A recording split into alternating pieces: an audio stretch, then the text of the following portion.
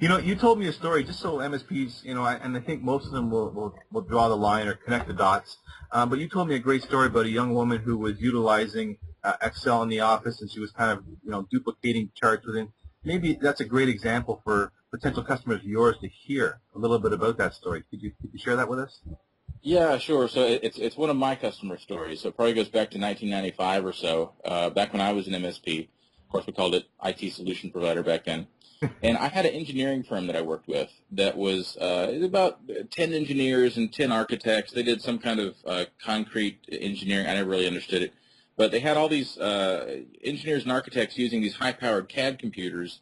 And then they had one office manager. And she had a normal PC. And it was basically her job to be the Microsoft Office person. Whenever a document had to go out to a client, she was the one that typed it up and sent it out. Whenever a proposal had to go out to a client, they would bring her chicken scratch on handwritten paper, and she would turn it into a proposal and send it out. Well, they called me one time because she had sent out a proposal the week before and then gone on vacation, and they realized there was an error in the proposal. They needed to send out a correction, and all these engineers had gone to her computer, and they couldn't find the proposal. And so they called me up. I was their computer guy, and they said, "Can you help us find this proposal?" I said, "Yeah, sure. I'd be glad to help." So I came out and looked, and what I found was she was doing the proposals in Microsoft Excel, and she only had one spreadsheet. And every time she did a new proposal, she just typed over the last one. Very efficient.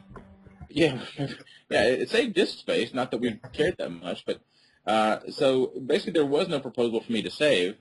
And so they asked if I would type it in. They were all busy. I said, okay, fine. So they gave me the notes to type in for the proposal, and I started to type it in. And as I'm typing in each line item, I saw that the grand total on the proposal wasn't changing. And I looked, and next to the keyboard, there was one of those desktop calculators.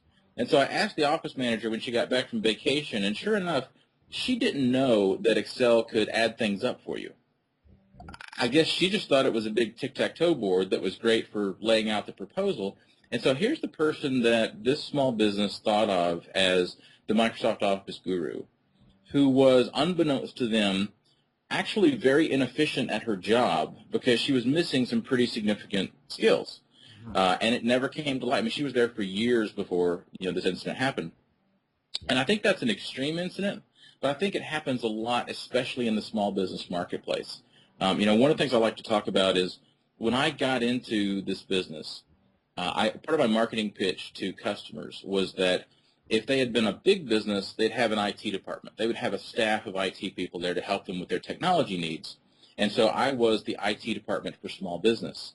Well, now with Bigger Brains, we're finding the same is true with training. If that had been a larger company, they would have had a training department. They would have had people who would be implementing courses for the employees to take and verifying certifications and this sort of thing.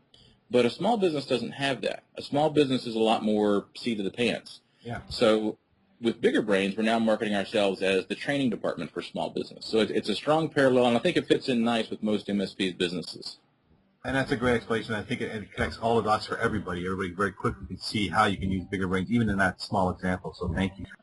Chip, can you tell me again, and for the audience, what you're seeing or what kind of reaction you're seeing for Bigger Brains in the small business community? Well, the response has been very good. One of the things we've done differently than everybody else is most online training is just a PowerPoint and a lecture, basically, with a disembodied voice. And we build our courses very differently. We build them, we shoot them in an HD studio here. We have multiple cameras, and we use two people on screen, so it's more of a conversation. You've got the teacher and the learner interacting, and that simulates more of a real classroom environment.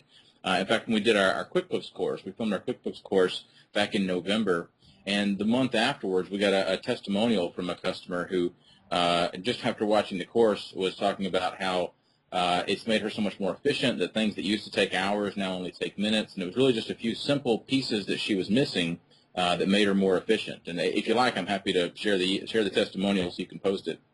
Oh, that would be amazing. And what we'll do for the audience is we'll post that testimonial in the show notes on the YouTube channel, so that'll be down below. Okay. That'd be great. So I think this is a lot of business. Is there anything else specifically that you'd like to share around stories or your business or what people should be looking for when it comes to Bigger Brains? Is there anything else you'd like to add? Well, just that we're looking to build out more features in the future. So right now we have a website at vigormsp.com where we're posting all of our sign-up information, and it's also kind of the portal for MSPs to get into both the Bigger Brains and the computer college portions. And then over time we'll add more benefits. We have some marketing materials available now for free for signing up, including things like a book they can co-author and publish to show off to their clients, customized Windows 8 training video they can put on their own websites, and things like that. And we'll continue adding benefits over time, all through vigormsp.com. Perfect. So we'll put the link for the website in the show notes as well, so people can click on it directly there. So you can get over to Chip and see everything that he has to offer for the MSP community. Last thing, Chip, is not necessarily the website, but your customer base. Is this a great tool for all MSPs, every large, small, medium, or is it geared toward a specific MSP type? That's a very good question. One of the challenges that we find with Bigger Brains is almost that there are so many different ways to go with it. We get everything from individual entrepreneurs who sign up for the $17 a month plan just they want to brush up on their own skills, to Inc. 500 companies who are signing up to license our content for all of their staff, and everything in between. We also get a lot of requests from people who want us to build out customized versions in all kinds of different areas. There are people who have asked us to do versions for education. One person asked us to do a version for yoga studios. We've had requests to do medical-specific, like HIPAA compliance courses. And some of that we'll be doing over time. And then a lot of it is a matter of, we just have to say, nope, we're focused on the general business professional, and that's the courses we're going to build. At the same time, now we are finding some of our resellers who are starting to dabble in creating their own courses. Now, we support that as well. One of the functions we have is if you're an MSP reseller, you can build courses or license courses and make them available specifically to your clients within the Bigger Brains portal. So that's a feature that a few people are starting to take advantage of. Might be a bigger thing later on. Fantastic. My friend, I truly appreciate the time you spent with us here today. And I think this is going to be a valuable tool for all the MSPs that we deal with, another tool they can put in their tool belt, as you say.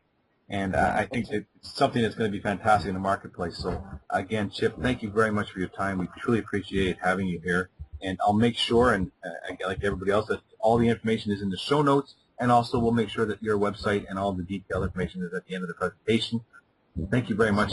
Thank you, Sean. I appreciate it.